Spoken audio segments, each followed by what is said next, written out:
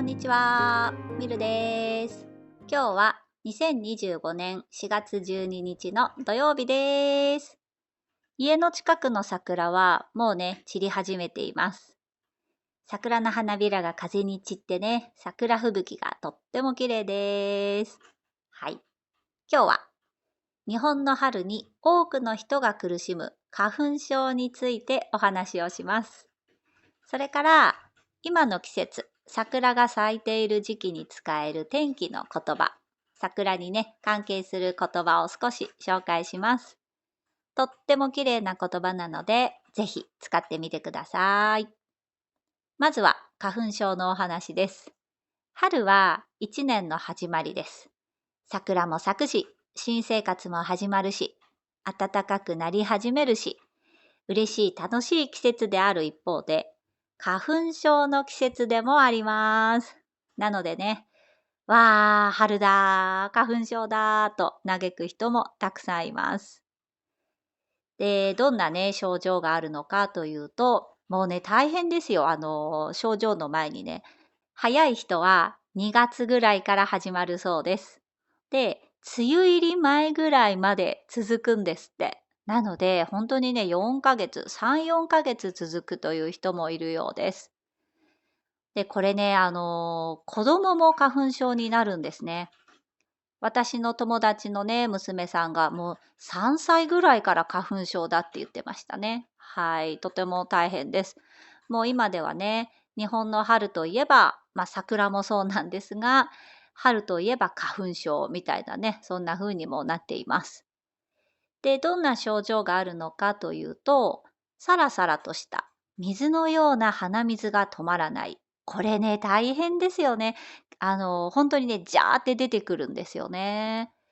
で、反対に鼻で息をするのが難しいぐらい鼻が詰まってしまう。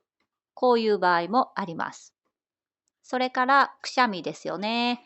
ハクションとね、日本語で表現するんですけど、このくしゃみが止まらないとか、あとは目がかゆくなる。目だけではなくてね、喉もかゆいとか、もう顔全体がかゆいとかね、そういう人もいます。あとは、咳が止まらなくなるという人もいるようです。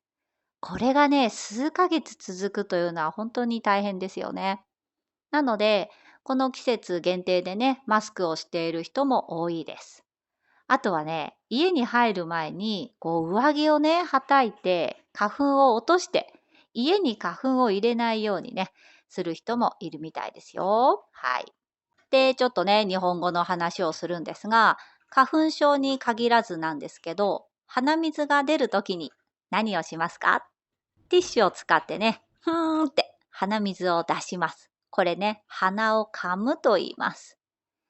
花粉症がひどい人はね、一日中鼻を噛んでいて、鼻の皮がボロボロにむけちゃう人もいますよ。反対に、ティッシュがね、ないとき、これ大変ですよね。あ、今鼻噛めないっていうときは、慌てて鼻水をすすりますね。鼻をすする、こういうこともあると思います。で、鼻が詰まったときはどうしますか？これね、苦しいですよね。出ちゃうのも苦しいですけど、詰まるのも本当に大変ですよね。口で呼吸しなければなりません。で、こういう時私は鼻の付け根あたりを蒸しタオルで温めます。こうするとね、なんか一瞬なんですけど、結構楽になるんですね。で、目がかゆい時は目をこすります。目をかくという人もいますよ。子供の頃はね、強く目こすってしまうので、よくね、言われました。そんなに目を強くこすらないでとか、そんなに目をかくんじゃないってね、言われたりしました。あとは薬を飲む人、これもね、とってもいいです。花粉症の症状を抑えてくれるお薬です。さっきも言いましたが、数ヶ月続いてしまうのでね、期間限定で花粉症のお薬を飲むという人もいます。あとはね、即効性はないんですけど、漢方薬で体質改善を図るという人もいます。鍼灸もいいですね。針とかお灸で治療します。あとはね、自分でツボを押すという人もいると思います。なんかね、鼻づまりのツボとかね、鼻水が止まらない時のツボとか、いろいろあるんですよね。まあとにかくね、花粉症の人にとっては、日本の春というのはとても辛い季節です。では、ここからは今の季節に使える天気の言葉、桜という言葉ね、使った綺麗な言葉をいくつか紹介します。まずね、ちょっと桜じゃないんですけど、春は天気がとても不安定なんですね。暖かくなったり、急に寒くなったり、嵐のようなね、雨が降ったりします。で、そういう時に使える言葉なんですが、まずはね、寒の戻りという言葉よく使われます。寒の戻りの寒というのは寒いと同じ字です。冬のような寒さが戻ってくることを寒の戻りと言うんですね。なのでうわ、寒い、今日は寒の戻りだね、なんて言います。で、ちょうどね、今、桜が咲いている今の時期に使えるのが、花冷えという言葉です。花が冷えるほど寒いという意味です。このね、花というのは桜を意味します。はい。前ね、日本人と桜という動画でお話ししたと思うんですが、花というのはね、桜を意味しているんですね。なので、花冷えという言葉は、さっき言いましたっけ、花が冷えるほど寒い、桜が冷えるほど寒いという意味です。なので、今だったらね、さっき言った寒の戻りだもいいんですけど、花冷えだねというのもちょっと綺麗ですよね。はい。桜、特にソメイヨシノという品種は、1週間から10日ぐらいしか花を楽しむことができないんですね。暖かい日がずっと続くと、あっという間に満開になって、その後ね、あっという間に散ってしまうんですね。でも、途中で花冷えの日があると、桜の花がね、長持ちするんですよ。ちょっと長く楽しめるんです。なので、花冷えだね、寒いね、でももうちょっと長く桜を楽しめるね、なんて嬉しくなります。それから、桜が咲いている時期の曇りの天気をね、花曇りと言います。これもまたいいですよね。今日は曇りだね、もいいんですが、花曇りだねってちょっと素敵じゃないですか。あとは、雨。桜の咲いている時期に降る雨を花の雨と言います。花の雨というのは、桜の花に静かに落ちる雨を言います。なのでね、今日は雨だもいいんですが、今日は花の雨だねと言ったら、ちょっとね、残念な雨も季節を感じる素敵な印象になると思います。で、さっきも言った通りね、春の嵐という言葉があるように、春にね、強い雨が降ることもよくあります。これぐらいね、花が散ってしまうほどの強い雨をね、桜流しとか、桜流しの雨と言います。いいですよね。今日は雨が強いね、桜が散っちゃうねというのもいいんですが、桜流しだねとか、桜流しの雨だねなんて言うと、季節感のある表現になりますよね。はい、どうでしょうか。この季節だけに使える花、桜をね、使った表現です。あとね、もうちょっとあるんですけど、桜の名所に行くと、もうね、たくさんの人がお花見に来ていて、花を見に来たのか、人を見に来たのか、わからなくなってしまう、なんていうこともありますよね。こういう時はね、人が多いね、というのもいいんですが、桜人が多いね、とも言えるんですよ。ちょっといいじゃないですか。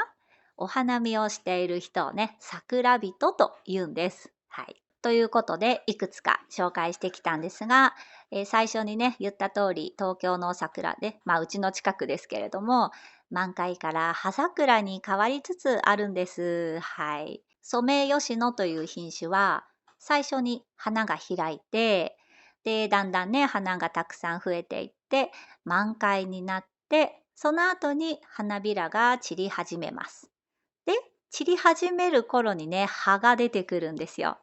なので、葉が出てきたということは、そろそろ今年の桜の花とはお別れということになるんです。はい。で、葉が出てきた桜をね、葉桜と言います。葉桜になるとお別れが近いのでね、ちょっと寂しくなるんですが、このね、儚さがまたいいですよね。はい。で、桜が散ると新緑の季節です。緑がいっぱいになりますね。こうやってね、視覚的に四季を感じるのもいいですし、さっき紹介したような言葉を使って四季を感じながら生活するというのもね、また楽しいですよね。ということで今日は日本の春といえば花粉症、そして春に使える素敵な言葉を紹介しました。じゃあ、バイバイ。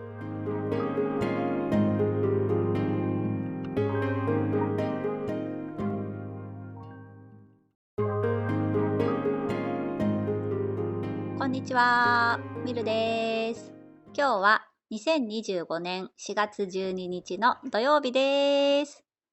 家の近くの桜はもうね、散り始めています。桜の花びらが風に散ってね、桜吹雪がとっても綺麗です。はい。今日は日本の春に多くの人が苦しむ花粉症についてお話をします。それから今の季節、桜が咲いている時期に使える天気の言葉、桜にね、関係する言葉を少し紹介します。とっても綺麗な言葉なので、ぜひ使ってみてください。まずは花粉症のお話です。春は一年の始まりです。桜も咲くし、新生活も始まるし、暖かくなり始めるし、嬉しい楽しい季節である一方で、花粉症の季節でもあります。なのでね、わー、春だー、花粉症だーと嘆く人もたくさんいます。で、どんなね、症状があるのかというと、もうね、大変ですよ。症状の前にね、早い人は2月ぐらいから始まるそうです。で、梅雨入り前ぐらいまで続くんですって。なので、本当にね、4ヶ月、3、4ヶ月続くという人もいるようです。で、これね、子供も花粉症になるんですね。私の友達のね、娘さんがもう3歳ぐらいから花粉症だって言ってましたね。はい、とても大変です。もう今ではね、日本の春といえば、桜もそうなんですが、春といえば花粉症みたいなね、そんな風にもなっています。で、どんな症状があるのかというと、サラサラとした水のような鼻水が止まらない。これね、大変ですよね。本当にね、ジャーって出てくるんですよね。で、反対に鼻で息をするのが難しいぐらい鼻が詰まってしまう。こういう場合もあります。それからくしゃみですよね。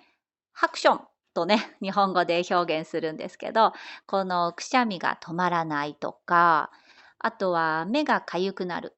目だけではなくてね、喉もかゆいとか、もう顔全体がかゆいとかね、そういう人もいます。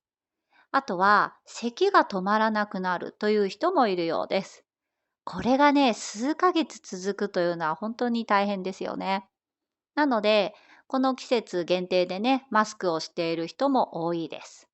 あとはね、家に入る前に、上着をね、はたいて、花粉を落として、家に花粉を入れないようにね、する人もいるみたいですよ。はい。で、ちょっとね、日本語の話をするんですが、花粉症に限らずなんですけど、鼻水が出るときに何をしますか？ティッシュを使ってね、ふーんって鼻水を出します。これね、鼻を噛むと言います。花粉症がひどい人はね、一日中鼻を噛んでいて、鼻の皮がボロボロにむけちゃう人もいますよ。反対に、ティッシュがね、ないとき、これ大変ですよね。あ、今鼻噛めないっていうときは、慌てて鼻水をすすりますね。鼻をすする。こういうこともあると思います。で、鼻が詰まったときはどうしますか？これね、苦しいですよね。出ちゃうのも苦しいですけど、詰まるのも本当に大変ですよね。口で呼吸しなければなりません。で、こういう時私は鼻の付け根あたりを蒸しタオルで温めます。こうするとね、なんか一瞬なんですけど、結構楽になるんですね。で、目がかゆい時は目をこすります。目をかくという人もいますよ。